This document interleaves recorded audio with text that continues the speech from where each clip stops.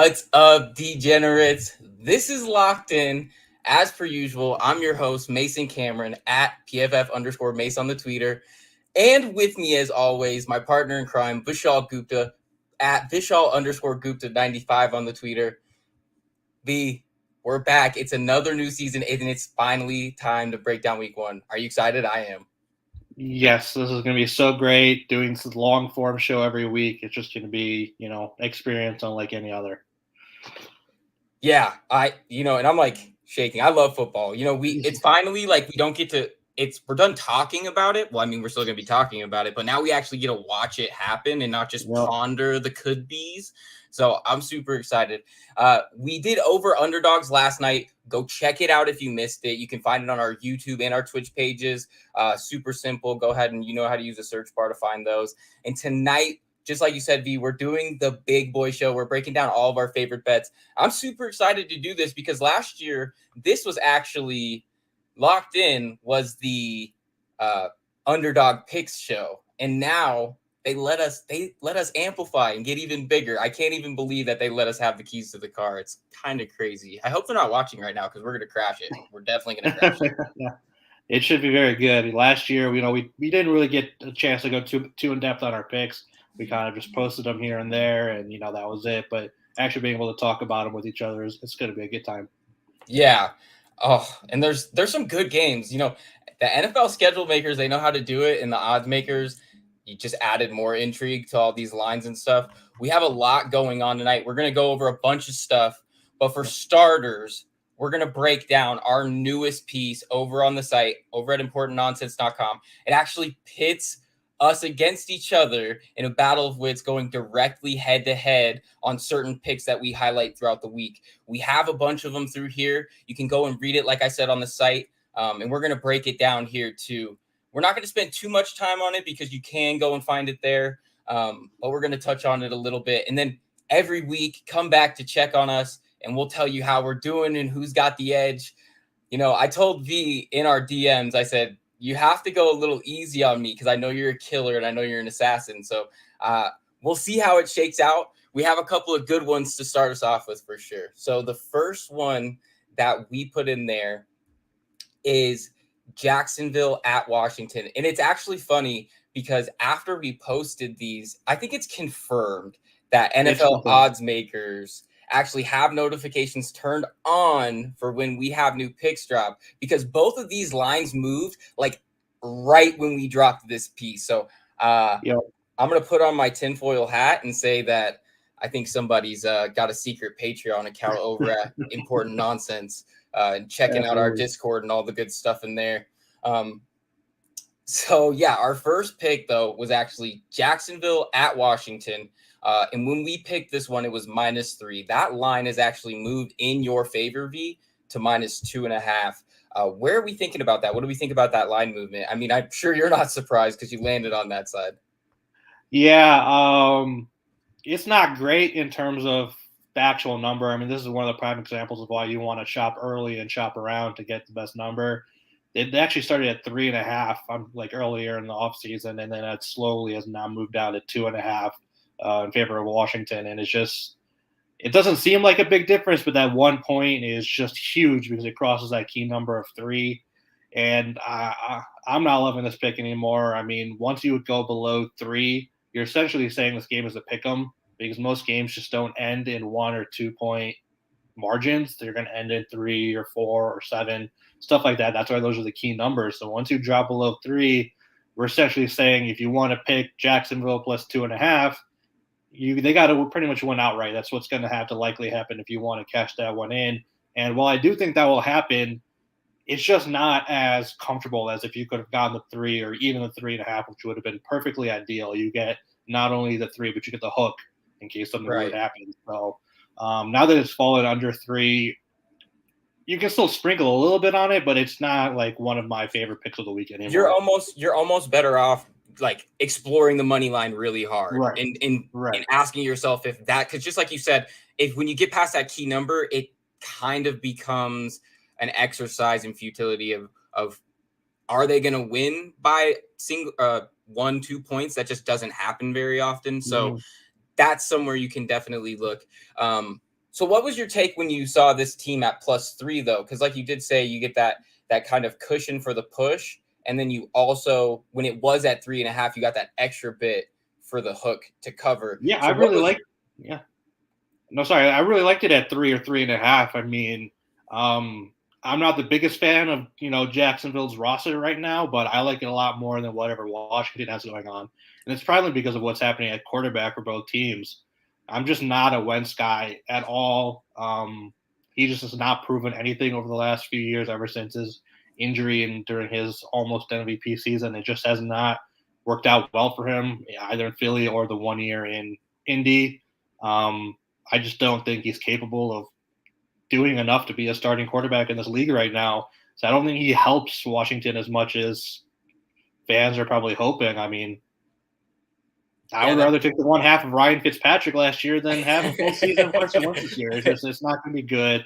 I'd rather take the unknown and the super crazy upside of Trevor Lawrence than what we know is not very good Carson Wentz. Yeah, and we talked about it a little bit last night on the Over Underdog show when I took the Terry McLaurin line. I'm also not a huge believer in Wentz, but I do think that this will be the best quarterback that McLaurin has played with. I mean, minus that half with Fitzmagic there, which is obviously the best because he's got the magic. But I know that everybody's kind of swayed to being hopeful for the Jags, and I am too, but I'm not really kind of willing to risk my bank for it because this Washington team, even last year with Taylor Heineke at quarterback, still managed 7 wins, and they had an atrocious defense. Now, when I sit there and think about that, I'm like, how do these things equate? And it has to be because of guys that they had at their skill positions, McLaurin being one of them. And this is going to be interesting. I may even sprinkle in a little bit on the over on this line because I don't think either defense is really that good. Now, maybe the Washington defense went from being elite 2 years ago to being one of the worst units in the league last year to what are they going to be this year? We have no real clue. Mm-hmm. They're missing Chase Young for at least the first 4 games, I believe, right? Yeah. And so, they still have some pieces, but is that going to be enough to do anything in this league? And until we see it, it's 2 bad defenses that are going to go on the field. So at over 44, that's might be worth a sprinkle. I know there's supposed to be a little bit of rain in the forecast, so you might monitor that as game time gets closer, but that might be something that's worth a little bit in there.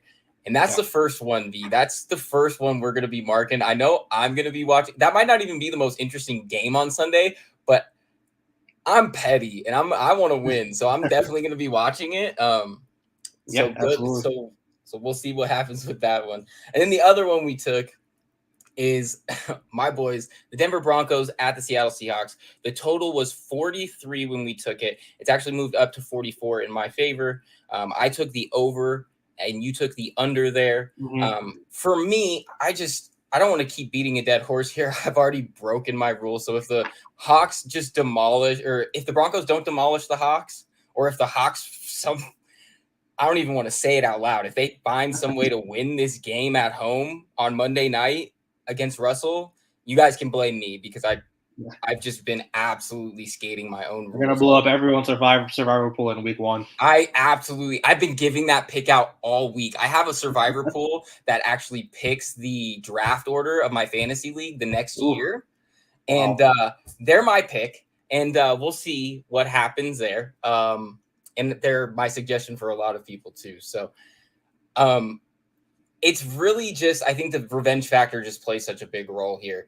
Given how bad Seattle really is, there will be a time when Denver has to decide, are we going to take our foot off the gas and rest our guys, or are we going to keep going? And I just don't think they will. I think this is personal for Russell, and he's going to try to gas up the score as much as he can as a middle finger to the Hawks. Now, that's partially a Broncos fan in me that's thinking that. And that's also just partially when you look at these 2 rosters, they are incredibly off. One is competing for a title in the hardest division in the NFL. One is looking at potentially having the first pick. I wouldn't be surprised to see Denver put up the total by themselves with all these things coming together. But I know you have a little bit of a different take on that. What do you think about it with the under? I know you were still kind of positive on it, but Yeah. that is a lot to ask for them. I mean, I'm kind of looking at it through orange glasses. What do you think when you see it? I definitely agree that this is not going to be a very close game. I think the reason I like the under and I love it now at 44 is just that I don't see how Seattle's going to score points. Like I feel like 10, maybe 13 points is where they're going to max out. Geno Smith trying to throw against the secondary that includes Justin Simmons, Pat Surtain, Kareem Jackson. I mean, it's just not going to happen. They're not going to be able to move the ball through the air at all against this defense. So if they're not scoring points, it just puts a lot of pressure on Denver to put up 30 plus points, which they're capable of doing. I mean, obviously, we know what Russell Wilson can do. Is just, first game to the new team. It's not always going to be super smooth. This isn't the easiest place to play, the 12th man and everything in Seattle. So I feel like, 24, 27 points, still a double-digit victory, not even close. That just feels like a more realistic outcome up from my end. It's just, I don't see how Seattle, if Seattle had a slightly better offense and they could score maybe closer to 20 points, I would certainly like the over on this one. I just don't think they're going to have much chance to go too far over 10 points in this one. Yeah, I mean, I can definitely see it. Seattle's offense being the key tipping point. And like I said, in my own analysis, I kind of just took them completely out of the equation and said, hey, if they're going to do it. They could put up 0 and you still think. And I still cover. So like in my mind, it works. But, and I agree with that too. And that actually is a perfect segue into our next section, which is the games. And we won't actually hit every game of the week. I don't think anybody wants to sit here and watch us hash all that out. But we're going to highlight all the stuff we're targeting. And actually, one of the first ones that we both targeted was Denver -6.5 in this game. And one of the things that you touched on with that it's hard to play in Seattle, I 100% agree, especially with how they built that stadium and how it's all metal. They build it straight up so that the sound just crashes inward. Mm-hmm. It's an engineering marvel. But I think that one of the things that's going to be super interesting about this is that Russ has played in this stadium his entire career, and he might, granted, he hasn't necessarily been on the field with the brunt of that noise bearing down on him, but he's heard it. He knows what it sounds like from the sideline, at least. I'm sure that he has a couple of tips and tricks to get around some of those things. So that'll be interesting. And when you look at this line, it's 6.5 for Denver on the road. That means that in a neutral site, this is a 9.5 point Denver line. And I'm inclined to think that it should probably be that on the road too, given where they're playing. And so I think this is probably one of the easiest 3-score games you'll ever see. Yeah, I tend to agree. I think I'm a little surprised that it's still below 7, to be honest. It opened at, I think, 4.5, and it's very slowly and gradually moved up to 6.5. And don't be surprised at all if, as people are putting in their bets on Monday after a long day on Sunday, this goes up to 7.5. People are going to be chasing their losses or whatever they're doing after Sunday. And, why would anybody put their money on Seattle in this one? So I can definitely see a flurry of bets coming in on Denver on Monday, pushing this past 7. And you still like it, but it's just, again, when you pass those key numbers, it just a ton of value gets sucked out. So if you want to get them now while it's under the 7, and it should be a fairly easy win. Well, and even in our Monday piece or our Tuesday piece with the opening line values from the whole team, I know that's where I started my decline into jinxing my own team. But the line at that point was actually -6. So even in just the last few days, it's already moved up to 6.5. And just like you said, when there's no more games on, it's week 1, people get done with work on Monday, they're going to want to go throw some bets around. They're going to put it in there. And when they see it, they're thinking a touchdown Denver, I guess, they're not going to take Seattle in that. I wouldn't be surprised if I haven't looked at it exactly, but I bet you that a large portion of the tickets and a large portion of the money is on the Denver cover here. Because there's just not a lot of value on the other side. It just doesn't make any sense.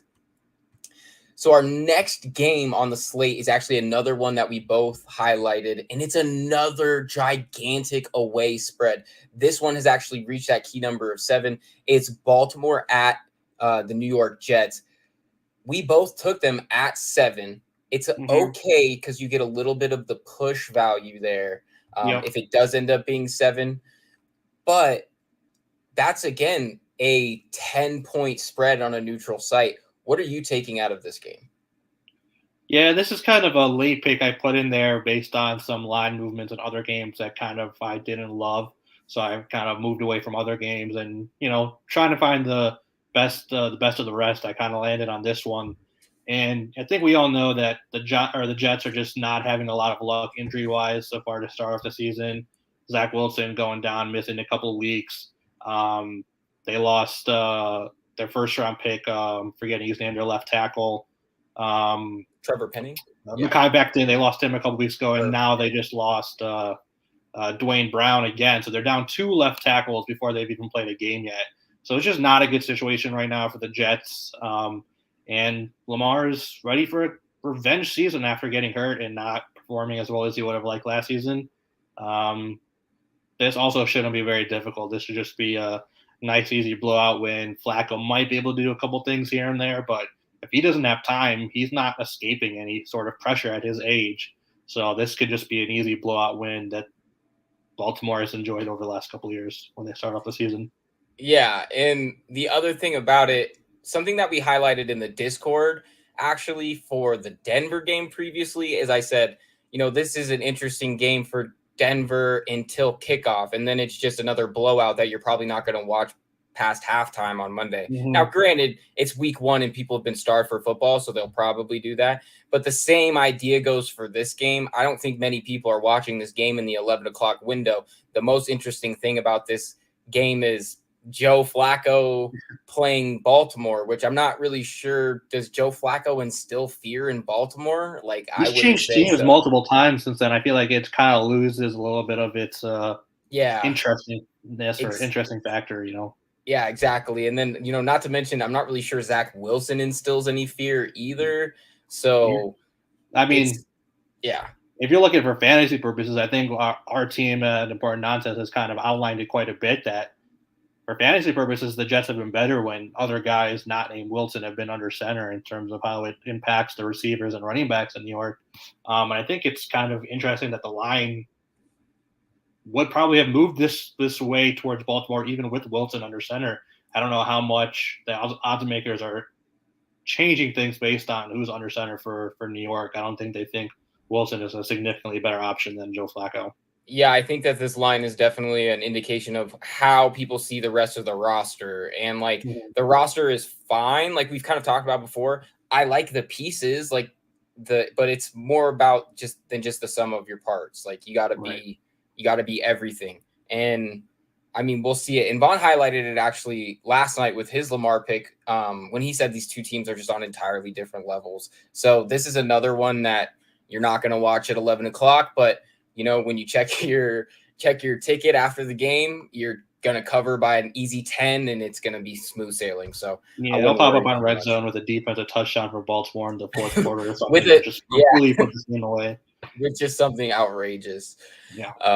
So the next line we actually have is one that I took myself, and this is San Francisco at Chicago. Now I'm sorry to say this, because I know the Chicago Bears are your team, but this is going to be a tough one. I don't actually necessarily see San Francisco covering the spread off the rip. I'm kind of a little hesitant for that. But what I am seeing is that this line of under 40.5 is actually a decent value. And that sounds kind of weird because 40.5 is a really low number in terms of a total for an NFL game.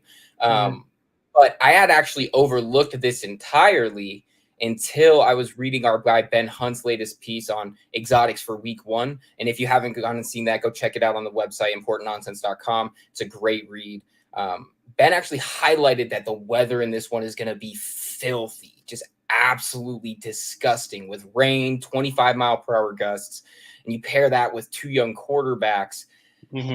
That's all I need to know to think that this is going to be a game that's 30 points. Because when you think about it, both of these teams, we'll see what the Bears exactly want to do under their new scheme, but we know Kyle Shanahan wants to run. We know he now has a mobile quarterback. We know he has a stable of running backs. Like, they have no problem running the ball. And I think that that's what we're going to see a lot of when it comes down to that game, just due to the elements. So 2 young quarterbacks, lots of wind. I don't know how you could go anything but under there. Yeah, I could totally see that happening, and I could also see both teams not being very successful in the red zone area just because of the limited experience of the quarterbacks, but also specifically in Chicago, the lack of big body weapons that are going to be available in the red zone to get easy touchdowns. I can see a lot of field goals in this one. So if you find something on the over for field goal makes for Cairo Santos or Robbie Gould, that might be an interesting pick because I could definitely see a lot of stalling out in opposing territory. Yeah, definitely. And even like punts too. I know that our guy Newell's Bruce was the punt master last year. Yeah. And I'm sure that would be one that he's targeting too. Yeah, so Chicago, most punts in the game. Shout out to Nee for that winner. He hits a huge percentage of those too. It's crazy. Yeah. Anybody, if you can join our Discord through our Patreon, Nonsense FF, and get all of our picks through there. Nee drops his picks in there too. You can also check all of his work out on the website. And I believe they still do the IDP podcast. So make sure you guys check that out too. And then our next game here, though, is Indy at Houston. I can't help but laugh every time I think about Houston's situation. So, B, you took actually under 47 here. What is your take on that when you see these two teams? I'm just not seeing a whole lot of offense from both teams in this one. I think we know that Indy's bread and butter is going to be similar to last year, and it's just giving Jonathan Taylor the ball a lot. It's just going to be a lot of running the ball. And, Matt Ryan is certainly a good quarterback, and he can make a lot of throws, but he probably won't need to in this one. I think you could see, game script where Indy can just run the ball happily until clock runs out, and they don't have to do much else. And, Houston is they've got pieces, but it's just a wait and see on Houston. Is Davis Mills really capable of doing anything, or was last year kind of a fluke? We'll have to see. I don't feel. No, it's okay, Vishaal. You can speak your truth, even though Steve's watching. That is my truth. Is honestly, I don't know about Davis Mills. I will protect you. Steve can't hurt you here. Steve and Jason can't hurt you here. I'm not scared of them. Don't worry. I honestly don't know. Davis Mills might be truly legit. Possibly, you never know, but I don't feel comfortable betting the over and trying to hope for points out of them. Maybe it'll happen, but most likely it won't. They have pieces here and there. They have Brandon Cooks. They have Nico Collins. Damian Pierce looks like a pretty good running back based on what we've seen in the preseason. So, I don't think they'll be terrible, but are they going to be able to, finish off drives, get into the end zone, or is it going to be similar to the last game we discussed where there's going to be a lot of stalling out and field goals? 47 just seems high. If we talked about Chicago and San Francisco being at 40, I'm not sure how we're getting all the way up to 47 with two teams, especially Houston. That's just as bad as Chicago that we just discussed in the last game. Yeah, and you know what? I don't have it in front of me, but I think that line's actually even creeped down a little bit in your favor. So I'm right there with you. And when you think about it, there's a reason why Jonathan Taylor was taken 1-1 in pretty much every single fantasy draft this season, and it's because he's supposed to have a big workload. And when you have a big workload, I know they have an improvement at quarterback, and that's a plus, but your best player is Jonathan Taylor, and they're going to feed him, and he's going to get a lot of carries. And when that happens, the only real positive about running the ball is draining the clock, and that's what they're going to do. And so when you do that, it makes it incredibly hard to get 47 when you're reducing the number of possessions in a game. And when you look at it, I totally agree with you in that sense. And I actually even went and sprinkled a little bit on -7. Another line, another humongous favorite on the road line. I am playing with fire this week. And I realize that now. But 80% of the money is on Indy to cover this line, and only 58% of the tickets. So that means the Sharps are hammering this one. They've moved the line up to the 7. It probably isn't going to move past that, but I think that's kind of a good spot for it. You get that push value if they don't actually cover it. But I think that when I see these two teams, I think, okay, you'd have a team that I'm not high on Houston in any sense of the word. I think that they have cool pieces from a fantasy sense, like oh, hey, they could actually be decent people you get in the later rounds, yada, yada. And, or if you're Damian Pierce, you know, shoot up draft boards and now you're going in the fourth. Like, yeah. I don't exactly think they have that to keep up with Indy. And I think Indy is going to be improved in the passing game. We know they're good in the running game. And I think that on defense, now they don't have Eberflus anymore, but they still have some pieces. And I think it's gotten lost in the news cycle over the last 2 weeks, but isn't Shaq Leonard making his return? I didn't. I think they ruled him out earlier today for this one. He might be back next week. Okay. So I know that he was on the fence about it. But even without him, I think they still have a lot of pieces on that defense that they can make something happen. And I think 7 is a clean number that you have that push against. If they don't reach it, I don't think it'll be more than a 7-point game, though, there. On to the next one, though. We have Philly at Detroit. You're taking Philly -4.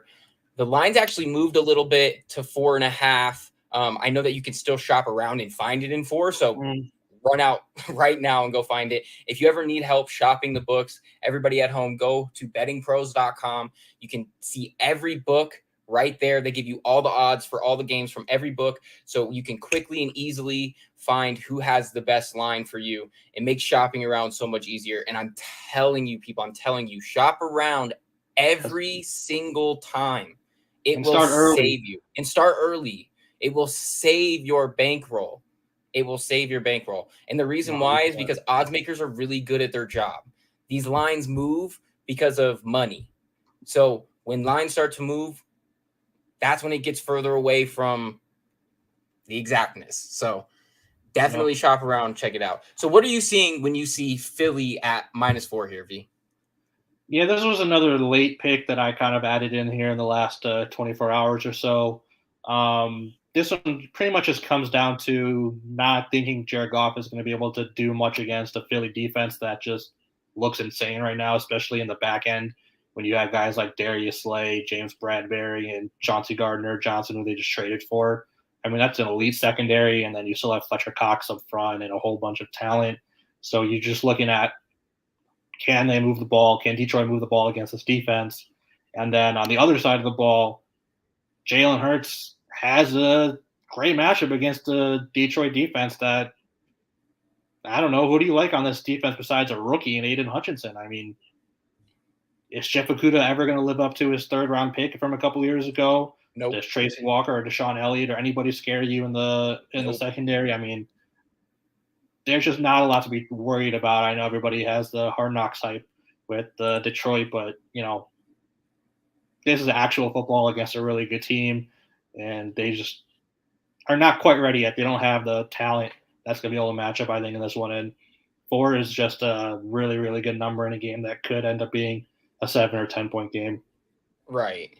Yeah. And I think that the biggest, I stayed away from this line for the reason that I'm not exactly the biggest Jalen Hurts believer yet. I think that he has a lot of skill, and I think he has a lot of talent. He's just got to put it all together. And we'll see. This is going to be a good indication and a good litmus test to see if he is that guy. If he goes out and covers this line against Detroit like he's supposed to, because like you just said, all accounts, who scares you on this defense? Nobody. Nobody scares you on this defense. If they can come out and put it together and win handedly, like we're talking about right here by a score, I think that shows you exactly what you need to know, that Jalen Hurts can do what he's supposed to. And then that's the next step of doing, can he overcome a team? I think the good thing is that at least we have a floor with Jalen Hurts in terms of we know he can do it with his legs. I think, like, even if you said he's not going to throw the ball more than a handful of times, I would still oddly be okay with this one because I think he could probably beat Detroit with just his legs.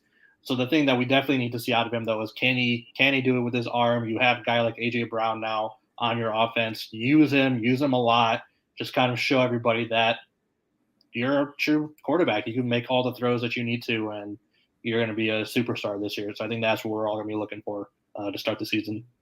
And I know our guy, Jack, hates to hear this. Jack Kavanaugh, if you guys don't know him, go check him out on Twitter, Javanaugh87. And he actually runs a Lions podcast called Believe Lions. Go check that out if you haven't. I'm sure that when me and V are inevitably wrong on this one, he's definitely going to be in our DMs shouting all sorts of stuff at us. So we Don't look worry, forward to Jack. that one. I took a sneak peek at the Lions for next week, and maybe Detroit's going to be one of my picks for next week, just based on who they're playing. So if you're mad at us this week, just wait till next week. Yeah, exactly. Just wait till next week. So we'll move on to the next one here. We have the Las Vegas Raiders up in your neck of the woods against or at the LA Chargers. And you actually took a pair from this game. You took Vegas plus 3.5 and over 52. What are you seeing when you see this one, V? So the 3.5 is kind of maybe something that's going to drop out of my top picks. I was trying to figure out, a top 5 that I like for this week. And this one is kind of coming in at number 6. So I think I might drop off a little bit on, the spread on this one, but I love the over in this one. I am just seeing a ton of points in this game, primarily because we know Las Vegas doesn't have much of a defense. They have a couple great pass rushers in Max Crosby and Chandler Jones, but they have really nothing else behind them. So they're not going to be able to stop anybody in the passing game. And then on the other side, we like a lot of what the Chargers have defensively, but J.C. Jackson's going to be out for this one. And I don't know how they're going to cover Devontae Adams to the extent that you can cover Devontae Adams. I mean, they still have Derwin James, still have Asante Samuel Jr., but Adams is legit. He's going to beat whoever you throw up against on the other side of him. And I think he's going to have a lot of yards. I think Derek Carr is going to do quite well. He still has Hunter Renfrow. He still has Darren Waller. I don't think there's going to be much chance of stopping either offense in this one. So I'm seeing a lot of points in this game. Yeah. I mean, it definitely makes sense. Without J.C. Jackson, it makes covering a guy like Devontae Adams extremely, extremely hard. And when you have a game that you kind of predict to be a shootout, it's sometimes it would behoove you to take a look at the team that's getting points. Because if you're getting an extra 3 and a hook, you might as well. Because if we're anticipating a shootout like we kind of are, you get that extra cushion there too. So absolutely, yes, I would definitely lean towards the 3.5. There's just like an outside chance though that the Chargers could do exactly what the Bills did yesterday and just dominate on both sides of the ball. So there's a little nervousness. You don't really want to be betting against the Chargers too much this season. Right. Yeah. Especially after the Chargers just saw what the Bills did, and they're kind of the, two favorites out of the AFC. Sure. It's gonna be an interesting one. And you know what? I hate to be this guy, but is Derwin James as good as we think he is? Like, I love to think he is. I loved him coming out, but is he ever going to play football? I mean, it's been years. I feel like we never see the guy play, but he still has this mystique of being like an elite coverage and run stuffer. But I don't know. I think it still remains to be seen. But I am not opposed to that thought process because he signed his contract pretty recently, his extension, and there was very little coverage about it. People are like, "Yeah, this was an obvious signing. Move on. There's nothing to discuss here." And I'm that's what I'm saying. Are we 100% sure that he deserves to be like the highest paid safety in football with his limited play? Like, obviously he's extremely talented, but I think this warrants a little bit of discussion, right? We can't just gloss over this entirely. Right. That's kind of what I was thinking when that happened. This will be the season, and I think a lot of what the Chargers Super Bowl aspirations come around is that, hey, they're going to have an MPV candidate at quarterback. They got a lot of weapons. They've got some good people on the offensive line, and they've got a ton of talent on the defense. Now, their issues have been injuries, and that's something that we're going to have to see if it plays out. And Derwin James is one of those question marks in the injury department. Now, I know that we kind of subscribe to that injury history is fluky, and it's hard to be like, oh, a guy's injury prone, because it's just not true. When you look at some guys that have had a couple of injuries in a row, then they turn around and play 15 games and people are like, oh, so it is interesting. It's going to be something that I'm going to be highlighting all season, I think, because that's a question that I want answered, especially after that contract. For sure. And that actually leads into the next pick. Actually, that not exactly, but what we talked about a little bit before. So the next game on the list is Arizona at KC. And I'm actually taking Arizona +6 here. And the reason also because of that is that I see a shootout. I see another shootout. I see two teams that weren't very good on defense last year, and I see two offenses that are supposed to be really good. Well, better. Are good offenses, I should say, not atrocious. And KC might have gotten slightly worse by losing Tyreek Hill. And, Pat Mahomes had some issues, I guess you could call it. He's still, an amazing quarterback that put up huge numbers, but somehow the narrative on him is that he fell off and lost it. But hey, I don't know. And when I see Kyler Murray, I see another guy that's just getting kind of glossed over. This time last year, the MVP hype for Kyler Murray was huge. I was on board with that too. And we saw how really it worked good out to start the season. Right, and he looked really good. So we know, and if the Reddit researchers have indicated anything, the new COD's not due out for like 2 months, 3 months. So we still have time. We still have plenty of time right now until Kyler's fall off. So I think that you see two offenses that can put up numbers, and they're going to be pushing the ball down the field. The reason I don't like the over was because it was even higher than the last over we looked at. And it was at, I think it was 54 or 53 and a half, somewhere around there. I'd have to double check. Mm-hmm. But when I see that, I think, oh, that's a huge number I don't exactly want to touch. But when I think of that, I see shootout and I want a 6-point cushion with an offense that I think is a little closer to KC than a lot of things give it credit for. This one's definitely very interesting. This one's actually in Arizona, so this line being as high as it is. Oh, I think I missed it. I think I got a little backwards. So I think it's definitely interesting that the Cardinals are getting so many points at home, and this line jumped a lot in a very short amount of time. I mean, this one was at 3.5 for the longest time, and just within the last 24 to 48 hours, it's moved all the way up to 6. Right. And I was shocked to see how quickly it moved. And I can understand, there's still a lot of hype around Kansas City. If you look around, the media landscape, a ton of people still have Kansas City as one of their top 3 or 5 teams in the league. People are still penciling them in as just an automatic, playoff team this year. And Mahomes is certainly capable of doing that. We know how good he is, but there's just so much competition now in the AFC that I don't think you can pencil them in as easily as you want.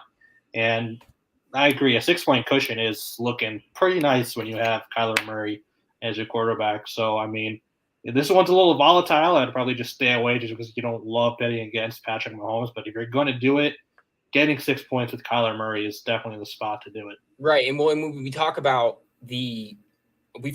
other games tonight where they were a full score favorite on the road, and we see another one right now. So when I tell you the difference between Denver and Seattle and the difference between Baltimore and the Jets, and Oddsmakers are now saying that is the same distinction that they are making with Arizona and KC. And I just don't see that. That's a great point. I agree. There shouldn't be that much of a difference. If it ends up being the case that Arizona is that much worse than Kansas City, there's going to be a lot of changes happening in Arizona at the end of the season if that's how things actually end up turning out, because that's unacceptable for that organization based on what they've done with their roster.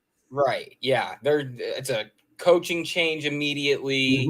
And guy to the GM out of there. I mean, it's just not working at this point. If they don't, you know what? That's actually something that I don't think enough people are talking about too, is what happens if Arizona is this bad as Oddsmakers are indicating on this line right here, and they come out and they lose this game. And I haven't looked at their schedule. I don't know how. They got the Raiders next week on the road. Not an easy matchup. What if they end up 2-4 in the first 6 games? Cliff Kingsbury's gone. Yeah, look at those Kingsbury first coach fired odds. I'm sure it's not. I'm sure there's some value there. I would imagine so. I'm right there with you. I think that's he's to coin a term from our friend Jack Kavanaugh. He is king grifter. He is not a real NFL coach. Okay, on to the next game. We have a pick from you here. The Giants plus 5.5 at Tennessee. I know you have a really vivid take, and you kind of planted your flag in fading Tennessee this year. What are you seeing when you see this game? Yeah, this has been like my biggest, I guess, anti-flag in terms of teams I'm fading the season. It's been the Titans. I mean, if you listen to our offseason podcast, I can't say it enough. I just don't understand what they were doing with the A.J. Brown trade. It just doesn't make any sense to me. And, the reports are coming out that their starting receivers are going to be Robert Woods and let me get his full name, Westbrook. I forget his first name. But those are going to be the top. Westbrook Akina? Yeah, Westbrook Akina. Those are going to be his top two options because I guess Traylon Burks isn't quite ready to be, one of the top two receivers. He's not ready to handle that workload yet.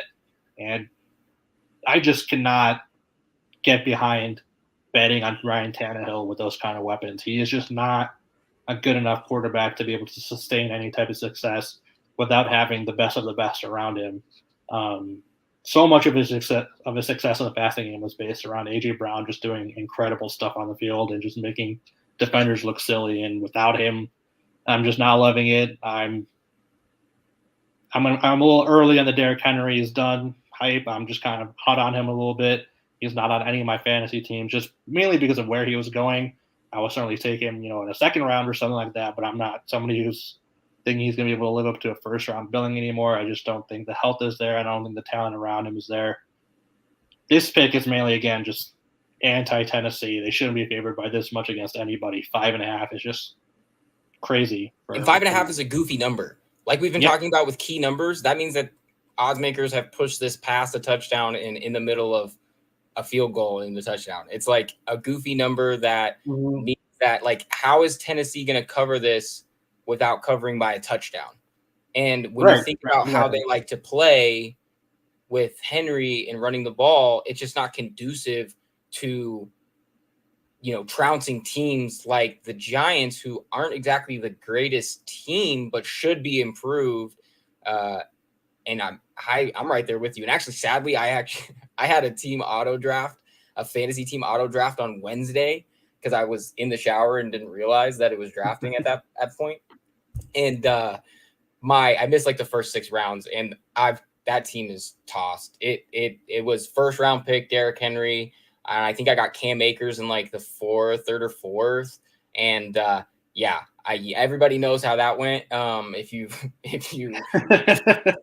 been seeing what's been going around on Twitter, so so that's where I stand with that. I think it's just a weird number too, and you've convinced me that Tennessee is just not this team. And I think we even wrote about it last season. I think I even was fading them a little bit last season, but I mean, they kind of proved that wrong because A.J. Brown was that guy, but then they just got worse. So they just got worse. So that's just not acceptable for a team that's still competing for a playoff spot. I mean, I think everybody in that organization still believes this is a playoff team, but if you believe that, how are you making the moves that they've made this offseason? And then we didn't even get into Harold Landry tearing his ACL and going down for the season. I mean, I don't know. I'd rather bet on Brian Daboll than bet on whatever Tennessee is doing right now. Right. Yeah. 100% agree. So on to the next game here. We actually kind of went in different directions, but the same direction. I think we kind of the line moved past our target number here. And that's Green Bay at Minnesota. I took over 46.5 and you took under 48. I think at 48, it's like right there. I think I'd probably be hesitant at 48. I like the over at 46.5 though. I mean, you think about it, we still have Rodgers, and as much as we like to laugh about it, Kirk Cousins at one point last season was the number 1 rated passer per our friends over at Pro Football Focus. So we know that they can throw it. They're going to be playing in a dome. Now, I know there's no Devontae Adams, but I still think that you can pencil in this Green Bay offense to be extremely well run. Rodgers knows what he wants to do, and he's going to try to get his guys in the right position. Now, if they really don't mesh right. I know he didn't play a lot in the preseason, so we'll see. If they don't mesh right, it could be an issue. But I think that just some leftover chemistry is going to be able to carry them to a decent offensive performance. And then when you look at Minnesota, Justin Jefferson. Now, I know Green Bay has a good defense. Minnesota's was horrible last year. But I think that Minnesota has some pieces that they can compete with a tougher defense. You think Justin Jefferson, Dalvin Cook, I mean, they're going to have the idea that they can go and put up some points too. And when teams play in the Minnesota Dome, they tend to put up points. I think teams really like offensive football there. I feel like every time I watch a game there, it's just got tons of scoring. Yeah, they're just shootout central. So that's what I see there. What do you see when you kind of hedge it at 48? What are you seeing when you went under through there? I'm just seeing not enough offensively for both teams. I think I just like their defenses quite a bit more than I like their offenses. I mean, starting with Green Bay, we're talking about Allen Lazard already most likely being out for this one, so you're kind of stuck with Sammy Watkins as your wide receiver one. You know, Watkins. But Sammy Watkins he loves week one. Week one is Sammy Watkins week. That's like the only argument I could listen to on taking the over on this one. It's just because Sammy Watkins loves week one. But that's just not a great situation, him being your wide receiver one. And then you got just a bunch of unexperienced guys behind him and Romeo Doubs and guys like that. I don't even know if Christian Watson is ready to play yet. So there's just not a lot of weapons in the passing game for Rodgers in this one. I think there's just going to be a lot of running for them. I think that's where their bread and butter is going to be in a lot of games. I think they really like Aaron Jones, and I think they love A.J. Dillon. I think they're going to be running the ball quite a bit. David Bakhtiari and Elton Jenkins are questionable, so if they don't play, that's going to make the offense for Rodgers even tougher.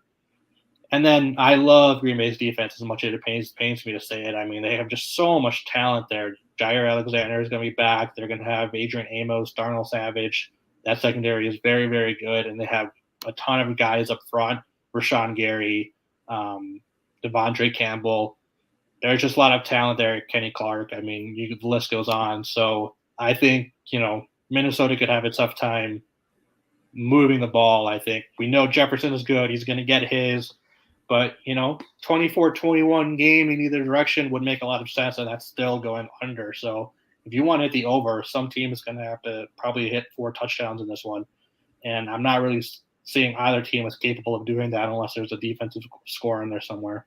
And I definitely think you're right. The key matchup there is going to be the Green Bay defense versus the Minnesota offense. If Minnesota can actually, because they have the pieces, and this is going to be one of their toughest tests that they're going to have to face all year. They're going to do it twice.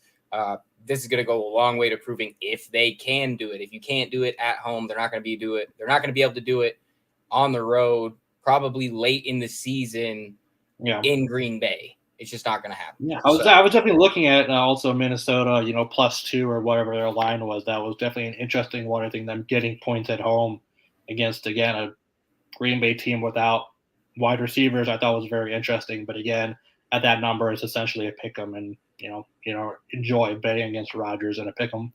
Yeah. Well, and another thing you did say though, which is something that is going to be interesting to watch, is that the Packers do love Aaron Jones.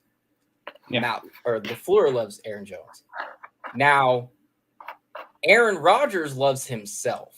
And so if Aaron Rodgers is going to do Aaron Rodgers things and win another MVP, he has to do it the way that he's going to do it. Now, I think a smart team looks at that roster and goes, we're going to run the shit out of the ball.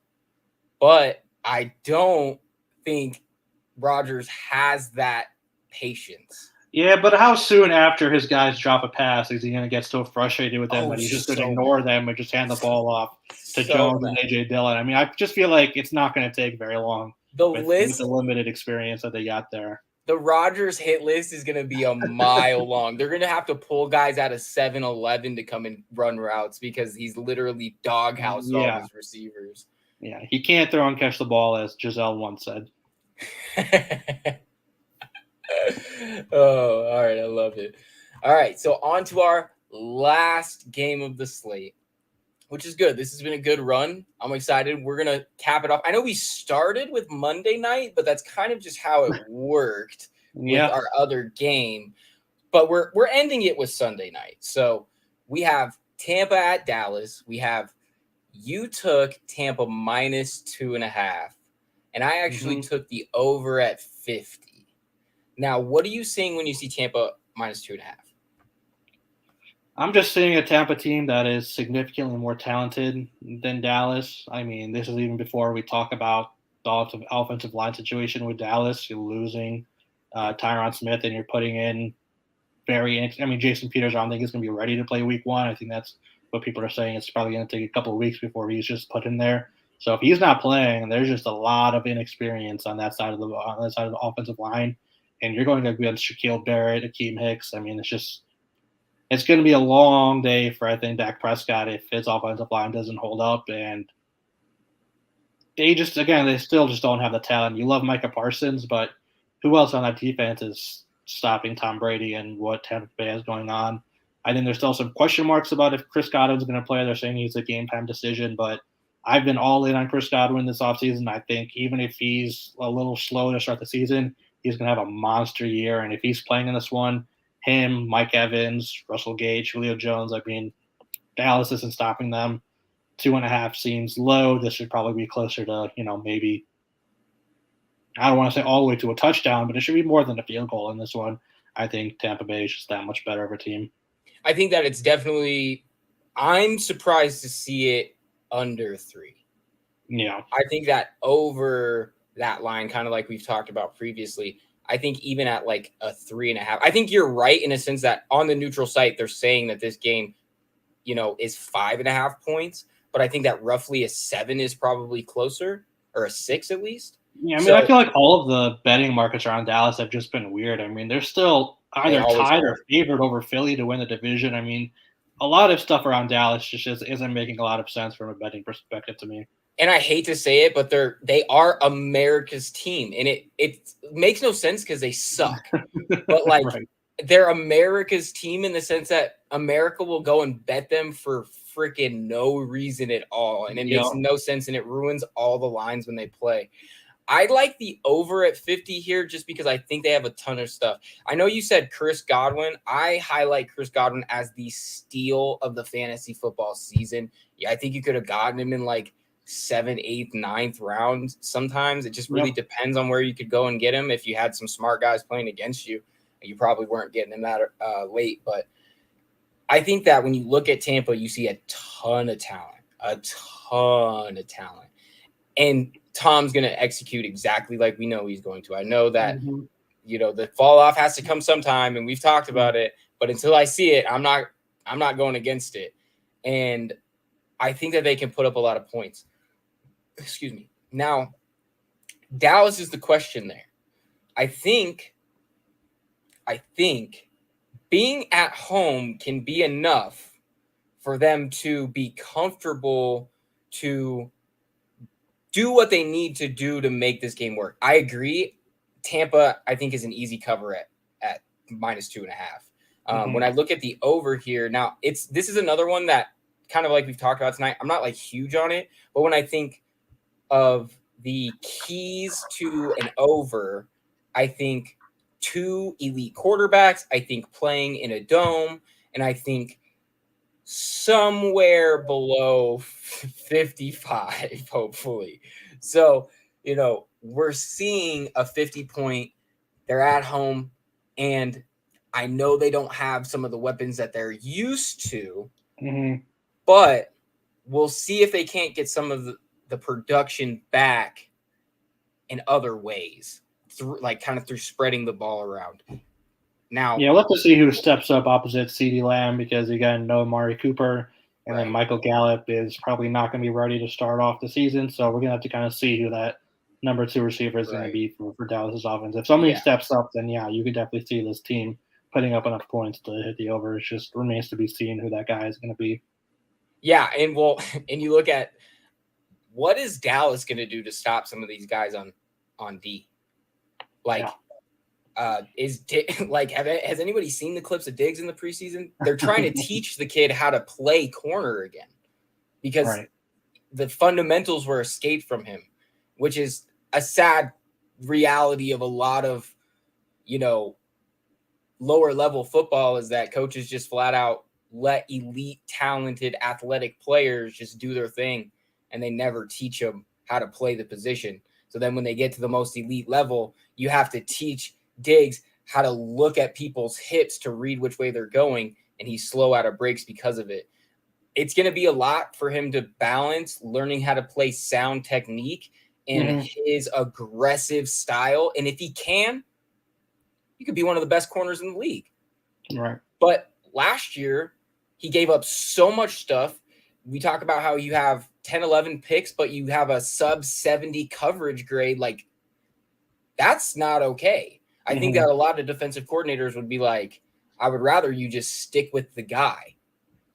So yeah, you want to be one of those guys who the quarterbacks don't target because they're so afraid of you, rather than being the guy they always target, even though you can get a pick every now and then. Exactly.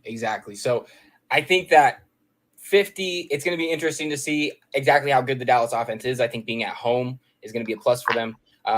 So 50 is something I might sprinkle a little on, but like I said, some I was just a little on the fence about there. Sure. But that about wraps it up for us for week 1. We'll be back next week at the same time, so don't miss it. Also, check us out on Thursday night at halftime of Thursday Night Football for Over Underdogs, where we play Underdogs Pick'em. You can get all of those picks in our Discord. And again, to get access to that, go over, join our Patreon. I think there's a couple of different tiers there. I think you got to do one of the higher tiers for the sports betting stuff because, you know, we're the action here. We're making you the money. We'll make you the money right back, I promise. So definitely do that. Come check us out. Like I said, next week, same time. I will be taking attendance, so definitely don't miss it. Also, we have a ton of stuff coming out over the weekend. And we also have stuff coming out all throughout the week. So check out everything the IN betting team has going on over at importantnonsense.com. And yeah, that about does it. You got any parting words for the people at home, V?